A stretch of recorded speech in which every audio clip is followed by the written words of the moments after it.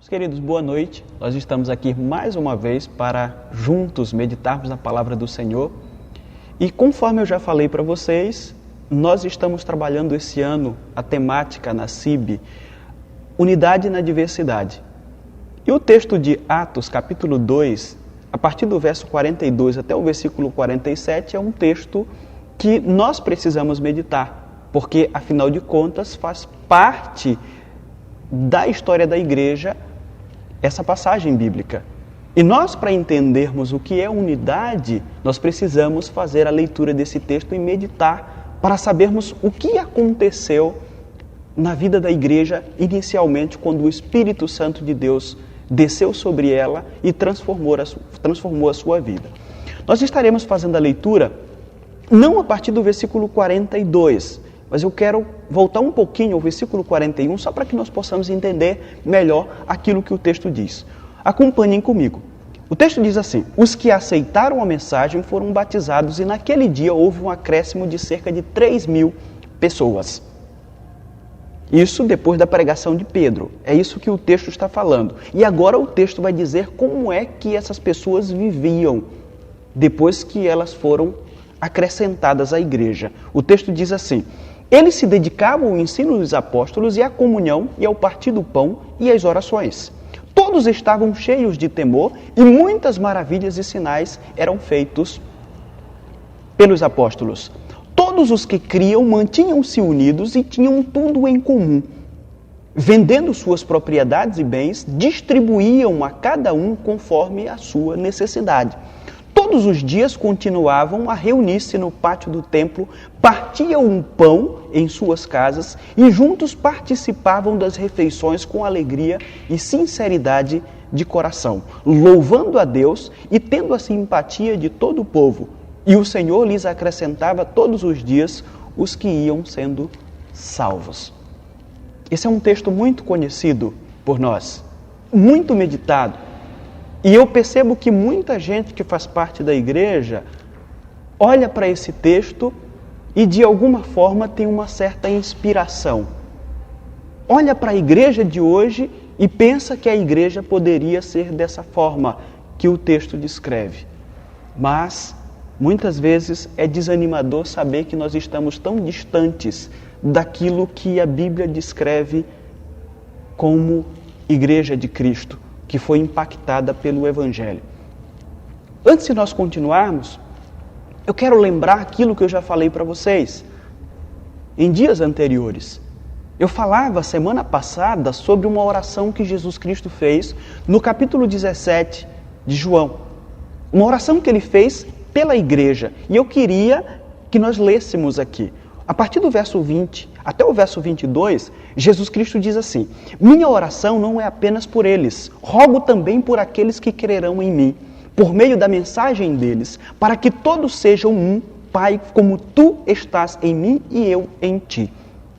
Que eles também estejam em nós, para que o mundo creia que tu me enviaste. Ele diz: dê-lhes a glória que me deste, para que eles sejam um, assim como nós somos um. Eu neles e tu em mim, que eles sejam levados à plena unidade, para que o mundo saiba que tu me enviaste e os amaste como igualmente me amaste. Quando nós olhamos para Atos capítulo 2, nós percebemos que Atos capítulo 2 é o cumprimento da oração de Jesus. Aqui nós temos o cumprimento da oração de Jesus, nós temos a resposta à oração de Jesus. Em Atos capítulo 2, o Espírito foi derramado de uma forma especial na vida do pregador, Pedro, e também na vida dos receptores da mensagem, os novos convertidos que o texto destaca. E quando isso aconteceu uma enorme mudança no comportamento das pessoas.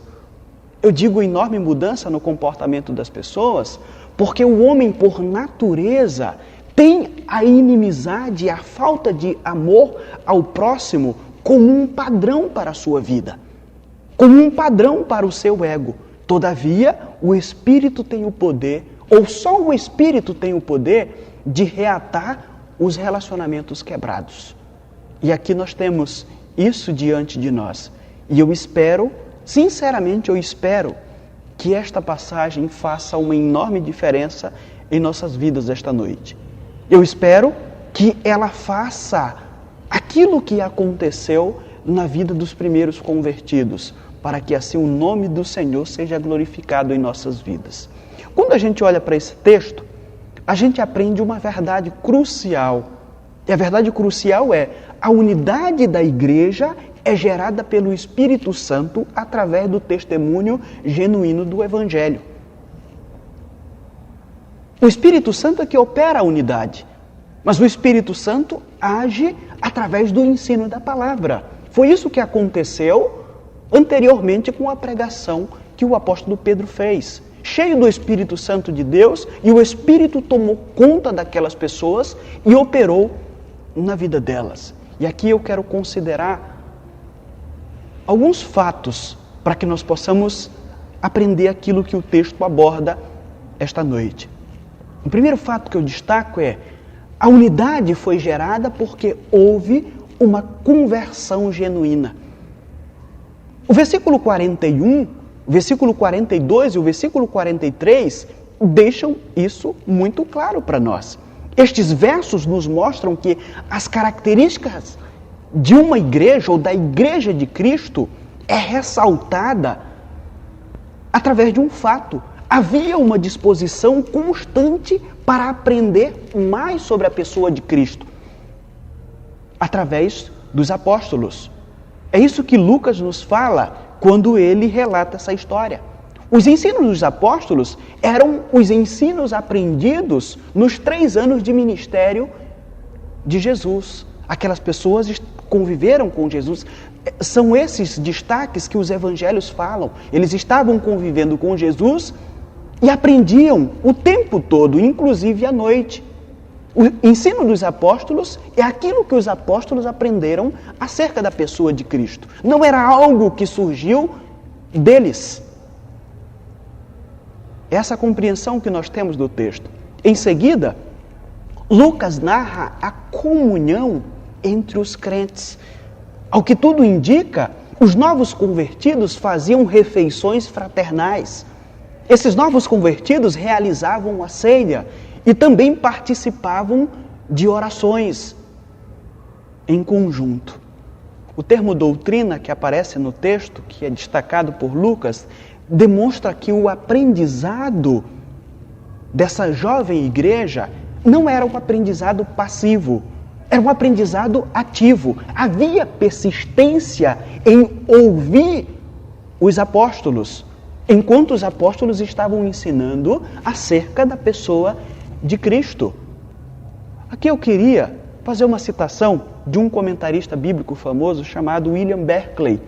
Ele, comentando esse texto, diz o seguinte: deveríamos considerar um dia perdido aquele em que não aprendemos nada novo, e quando não penetramos mais profundamente na sabedoria e na graça de Deus.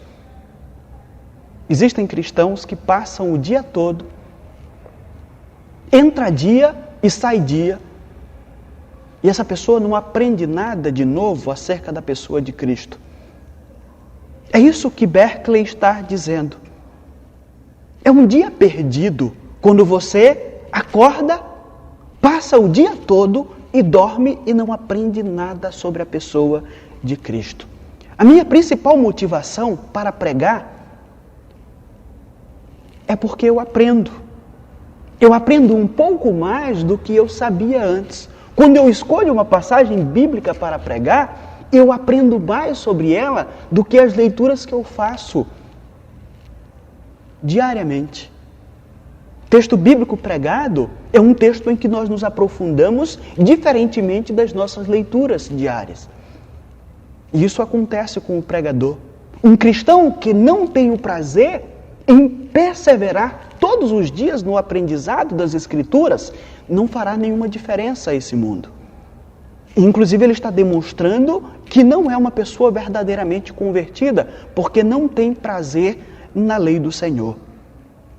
A diferença que esta igreja fez, conforme o texto nos diz, foi porque ela tinha o ensino dos apóstolos como um guia diário para transformar as suas concepções errôneas sobre este mundo e sobre as suas próprias vidas. Eles entenderam que o Evangelho lhes mostrava isso. E é por isso que eles estavam o tempo todo querendo saber mais sobre a pessoa de Cristo. A igreja que impactará esta nação precisa ter as seguintes qualidades: disposição para aprender as Escrituras, e não o que determinados pregadores inventam sobre as Escrituras. Tem gente que está por aí achando que vai impactar o mundo com falsos ensinos que aprendeu de determinados indivíduos que dizem que estão ensinando as Escrituras. A igreja que impactará esta geração é aquela que mantém dentro de si uma lembrança constante do sacrifício de Cristo. Esta igreja partia o pão. Ao que parece a ceia que ela realizava, ela estava constantemente pensando no sacrifício que Cristo fez por ela na cruz do Calvário. A igreja que impactará esta nação ou esta geração é a igreja que ora. Mas a igreja que ora não para barganhar com Deus, mas pela simples necessidade de ter comunhão com Ele. É o que esta igreja fazia. A igreja entendia que, antes de tudo, a comunhão com Deus era algo essencial.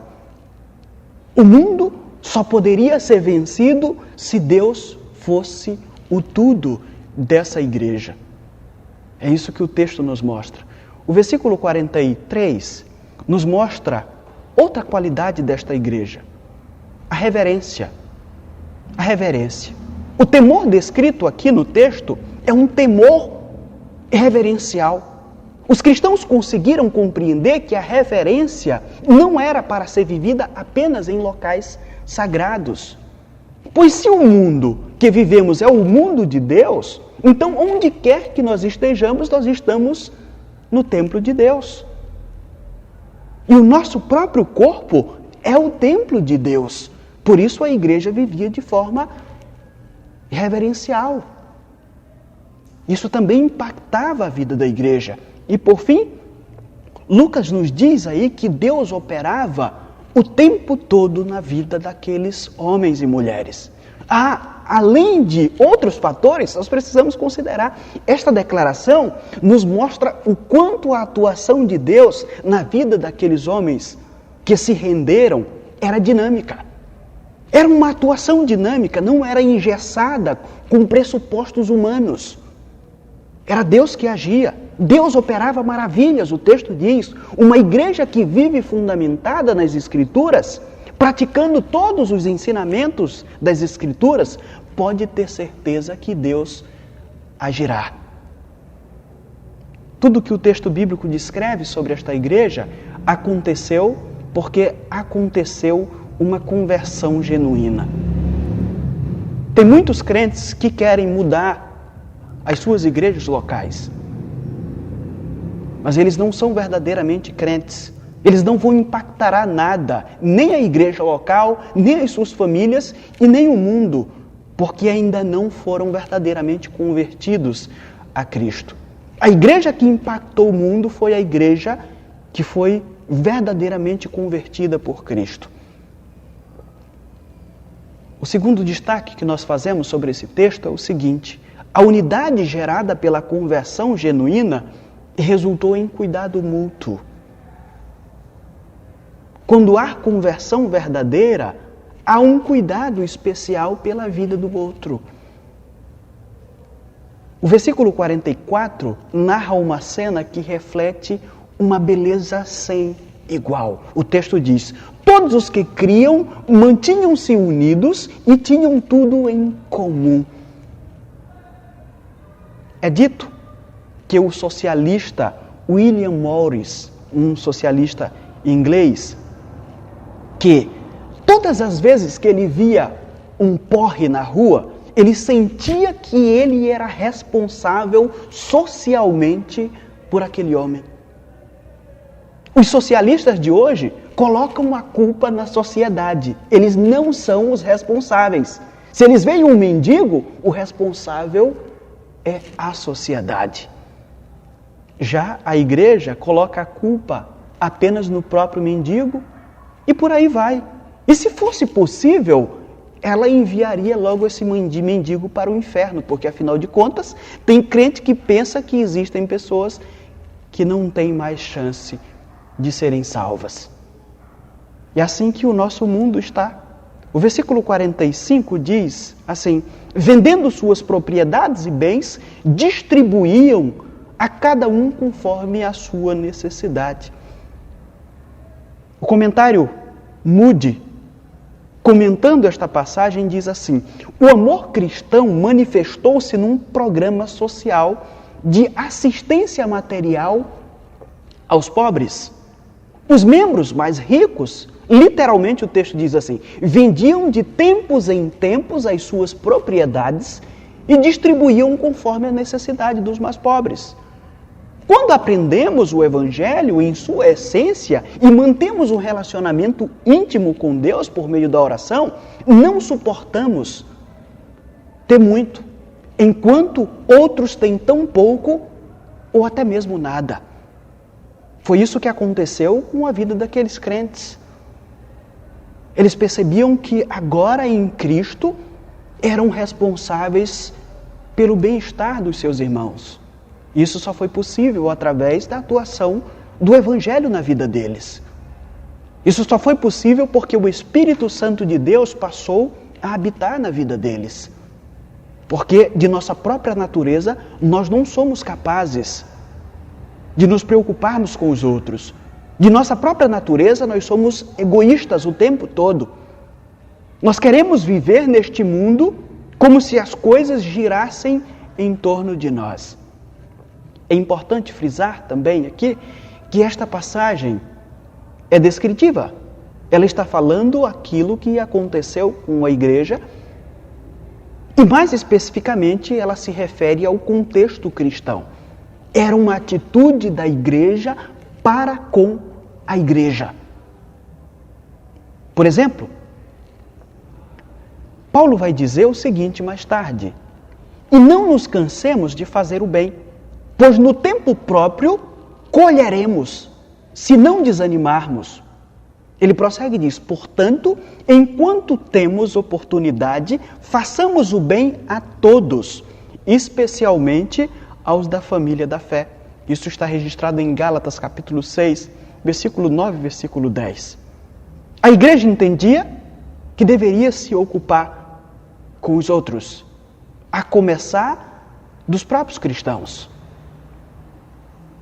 Hoje nós temos bilhões de cristãos no mundo, ou pelo menos pessoas que se denominam dessa forma. Se houvesse uma preocupação profunda do jeito que acontecia aqui na igreja primitiva, com certeza é bem provável que nós tivéssemos poucos ou nenhum pobre em nosso meio. O texto fala para a igreja, fala sobre uma atitude daqueles que se diziam ser cristãos.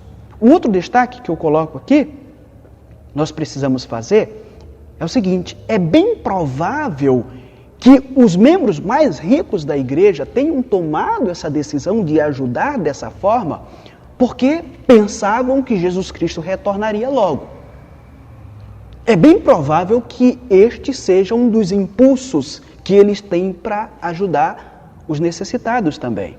O que, eu diria, não desfaz de forma alguma a bondade que existe no coração dessas pessoas, porque elas agiram também como um ato de fé. Anos depois, a igreja parece que não agiu mais dessa forma. Isso eu digo no próprio primeiro século. Alguns critérios passaram a ser estabelecidos. A igreja foi se organizando e outros critérios foram sendo estabelecidos para que os pobres da igreja fossem supridos. E aí nós temos um destaque a fazer aqui, que está em 1 Timóteo, capítulo 5. Nós temos um excelente exemplo de como deveria funcionar a assistência social da igreja. No caso em particular que Paulo trata aqui, é sobre as viúvas mulheres que não tinham naquela época uma assistência do que nós temos hoje no Brasil, chamada INSS. O que Paulo diz? Ele diz: trate adequadamente as viúvas que são realmente necessitadas. Ele diz para o pastor Timóteo: nenhuma mulher deve ser inscrita na lista de viúvas, a não ser que tenha mais de 60 anos de idade, tenha sido fiel a seu marido e seja bem conhecida por suas boas obras. Isso está no capítulo 5, versículo 3, versículo 9 e versículo 10 de 1 Timóteo. Eu não sei se vocês perceberam, a ideia de Paulo é que não poderia haver nenhuma dúvida de que a pessoa que estava recebendo algo da igreja precisasse realmente de ajuda. Além do mais, Timóteo é instruído pelo apóstolo Paulo a ensinar que os filhos e netos dessa classe de pessoas necessitadas da igreja deveriam assumir a responsabilidade como cristãos, e não a igreja. Elas só iriam depender da igreja se não tivesse filhos e netos que tivessem a capacidade financeira de suprir as suas necessidades. Isso nós encontramos nos versículos do capítulo 5. A Bíblia é explícita em mostrar que, apesar das mudanças que aconteceram desde o início da igreja, o princípio de ajuda aos necessitados devia continuar. No início nós temos os irmãos agindo e vendendo e ajudando. Depois, ao que parece, eles pararam de fazer dessa forma. Mas o princípio era o mesmo, tinha que ajudar os outros. Nós temos, por exemplo, a Bíblia destacando que deveria ser feita uma coleta para os cristãos da Judéia. Paulo dá essa ordem à igreja de Corinto. Cristãos que estavam vivendo depois daqueles momentos, depois daqueles anos iniciais, vivendo em dificuldade e que a igreja precisaria fazer uma recolhida de oferta para enviar para aqueles irmãos. Isso nós temos registrado no capítulo 16 de 1 aos Coríntios. E assim, a igreja entendia que era responsável pelos irmãos. Ela agia dessa forma, embora que anos mais tarde, mais uma vez, entendia que era algo diferente, mas o princípio era o mesmo.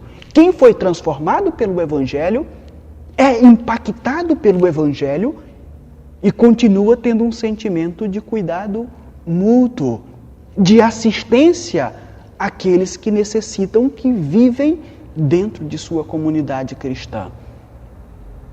Paulo, no texto aos Gálatas, ele fala sobre ajudar todos, especialmente os da fé. Ele não exclui aqueles que estão fora, mas Paulo dá-nos a entender que nós precisamos ajudar principalmente os nossos irmãos da fé.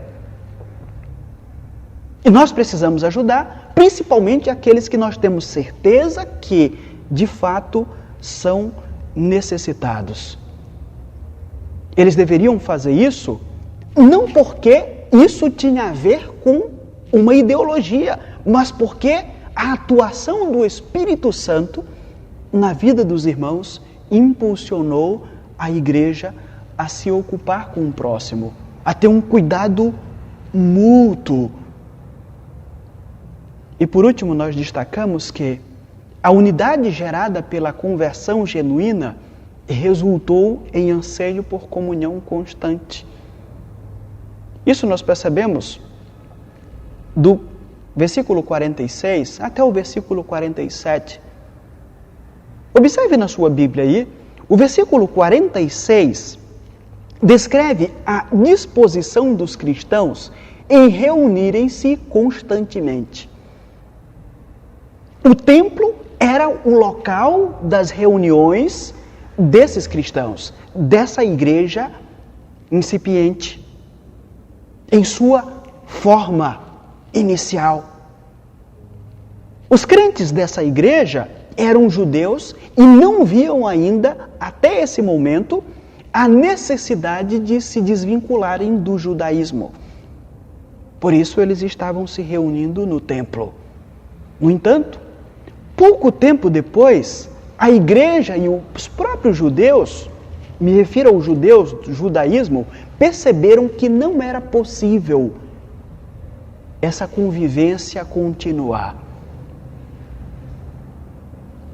Outro ponto que nós apontamos sobre esse texto, que ele vai nos dizer, a razão para tantas reuniões desses irmãos era o aprendizado que estava sendo ministrado ali pelos apóstolos. Havia um anseio por conhecer mais da pessoa de Cristo através daqueles que foram testemunhas oculares da pessoa de Cristo, dos feitos de Cristo. Havia um anseio por isso e também um anseio pela comunhão, porque aquilo que Cristo pregou envolvia essa irmandade, até mesmo pela oração. É provável que a igreja tenha ouvido sobre isso. Os apóstolos disseram: Jesus Cristo orou pela nossa unidade. Assim como eu quero lembrar você esta noite, Jesus Cristo orou pela unidade da igreja. E a igreja viveu em unidade, porque ela entendeu que essa era a vontade de Cristo. A igreja de hoje precisa entender que Jesus quer que ela viva em unidade. Ele orou por ela, para que ela vivesse em uma unidade profunda, para que ela pudesse impactar esta geração. O texto nos diz que os que estavam fora ouviam falar, e aqui eu quero citar o nome seita.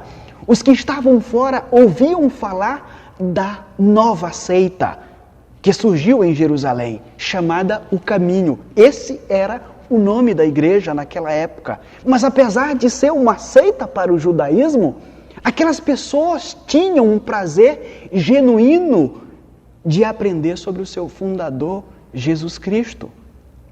Não praticavam entre si um relacionamento frio, como muitas vezes nós vemos hoje. Essas pessoas amavam a presença uns dos outros. Elas sentiam verdadeiramente que deveriam amar estar juntos. Elas viviam em unidade, não obstante aos problemas que viviam, que enfrentavam naquela época. O texto nos mostra que havia felicidade. A felicidade é compatível com aquele que foi habitado pelo Espírito Santo de Deus. O Espírito Santo de Deus produz alegria no coração do crente. Tem gente que acha que ser crente, verdadeiramente santo, é ler a Bíblia, orar e andar carrancudo, ser sério. O texto bíblico diz que havia alegria. O Espírito Santo produz alegria no coração do crente, mesmo que ele esteja enfrentando situações adversas. O texto nos mostra, nos faz entender que homens e mulheres daquela época agora querem saber qual era o segredo de tudo. Afinal, esse povo parece diferente. E agora esses homens que estão de fora se achegam à igreja. Eles viam o vizinho que havia mudado de repente e eles queriam saber o que havia acontecido. E é provável que esse vizinho falasse de Jesus. E aqueles homens iam e agora faziam parte da vida da igreja e eram impactados por uma comunhão que era envolvente. O mundo daquela época foi vendo tudo isso. Foi vendo tudo isso e passou a crer na mensagem dos apóstolos. Passou a fazer parte da igreja de Jesus e a oração de Jesus foi cumprida. Não obstante a todas essas informações sobre a igreja que nós temos relatado aqui, uma grande maioria dos cristãos de nossos dias, infelizmente, não amam mais a palavra. São pessoas que mesmo em meio a essa pandemia, estão passeando de live em live, procurando alguma coisa que seja mais emocional do que a palavra, para preencher alguma coisa que está vazia dentro de si. Infelizmente, a maioria das pessoas que fazem parte de nossas igrejas ou que se dizem cristãs atualmente são pessoas que não amam mais a palavra.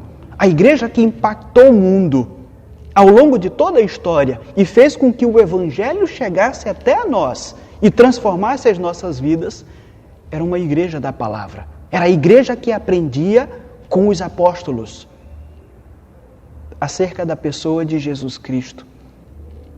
Infelizmente, boa parte dos cristãos também não amam mais a oração, muito menos a comunhão, que é algo que infelizmente tem fugido do ser igreja, tem se distanciado do ser igreja atualmente. Infelizmente, existem pessoas que têm o nome de cristãs, mas são falsas. Outros até se acham sinceros e são até sinceros e acreditam que porque são sinceros, eles devem ser grossos. Existem crentes que são grossos, são mal educados. Alguns acham que ser sincero é não ter papas na língua. A igreja está cheia de pessoas assim. Pessoas que não amam a palavra, pessoas que não amam estar na presença de Cristo, pessoas que não amam viver em comunhão com a igreja, pessoas que são falsas, pessoas que são grossas e entendem que ser grosso é sinônimo de sinceridade. Mas quando nós olhamos para esse texto, a gente vai perceber que aqueles irmãos entendiam diferente da forma com que nós vivemos hoje. William Barclay diz: a igreja só é uma igreja verdadeira quando ela é um grupo de irmãos. Quando ela é um grupo de irmãos, dando a entender que uma igreja só é uma igreja quando há comunhão entre essas pessoas. Não tem como ser igreja se você não tem comunhão com outros cristãos. A unidade da igreja primitiva era contagiante. Por isso ela atraía as pessoas de fora. Mas apesar de nós sabermos sobre isso, a nossa desarmonia tem crescido a cada dia e essa desarmonia tem afastado aqueles que estão de fora da igreja. Os descrentes terão um interesse maior pela igreja quando eles tiverem a plena certeza de que encontrarão na comunidade cristã, um ensino bíblico, verdadeiramente bíblico, acerca da pessoa de Jesus Cristo e uma comunhão profunda entre nós. Isso impactou a comunidade do primeiro século e é isso que precisa ser buscado por nós, perseguido por nós como igreja do século XXI. Hoje, os que querem acolher os de fora acham que para fazer isso precisam deixar a Bíblia de lado. Já os que se arrogam seguir a Bíblia muitas vezes não acolhem aqueles que estão de fora da igreja. Tanto um quanto o outro tipo de cristianismo não vale nada para Cristo. Nós precisamos entender isso. Nós precisamos entender isso, para que assim nós possamos ser verdadeiramente aquilo que Cristo quer que sejamos no século XXI. Essa é a palavra do Senhor. Ela não muda, nunca vai mudar. E nós precisamos a cada dia nos ajustar àquilo que a palavra nos revelou. E eu espero que esta noite você pense sobre isso. Que Deus coloque no seu coração, através do seu Santo Espírito, um amor profundo pela palavra, pela comunhão através da oração. E também a comunhão com a Igreja de Cristo, porque somente isso vai fazer com que o mundo seja ainda impactado pelo Evangelho de Cristo. Baixa a sua cabeça, vamos orar ao Senhor. Senhor nosso Deus e Pai, nós glorificamos e exaltamos o Teu santo nome por Tua bondade, que é grandiosa e graciosa, que se revela por meio da Tua palavra. Nós te pedimos que a Tua palavra exposta neste momento venha impactar os nossos corações, transformando as nossas vidas, para que a Tua igreja de fato reflita a luz de Cristo nesta era e que o Teu nome seja engrandecido. Eu sei que Tu ainda tem um povo a ser salvo neste mundo. Ele continua a ser salvo. Mas nós precisamos entender que as coisas poderão acontecer de uma forma mais acelerada quando nós atentamos para o que diz a Tua palavra sobre a igreja primitiva. A igreja que vivia em unidade, a igreja que impactou o mundo, apesar de sua pequenez. Foi a igreja que amou a Tua palavra, que amava a comunhão com o Senhor e também amava viver em unidade com os santos. Eu te peço que isso aconteça conosco, para que assim, Pai, nós possamos cumprir a Tua vontade no século que nós estamos vivendo. Que o Senhor abençoe cada pessoa que acaba de ouvir a Tua palavra e que possa transformar as suas vidas na pessoa do Teu Santo Espírito. É o que eu te peço em nome de Jesus e eu te agradeço. Amém. Irmãos, nós agradecemos mais uma vez a presença de todos nos acompanhando neste culto que nós prestamos ao Senhor nesta noite.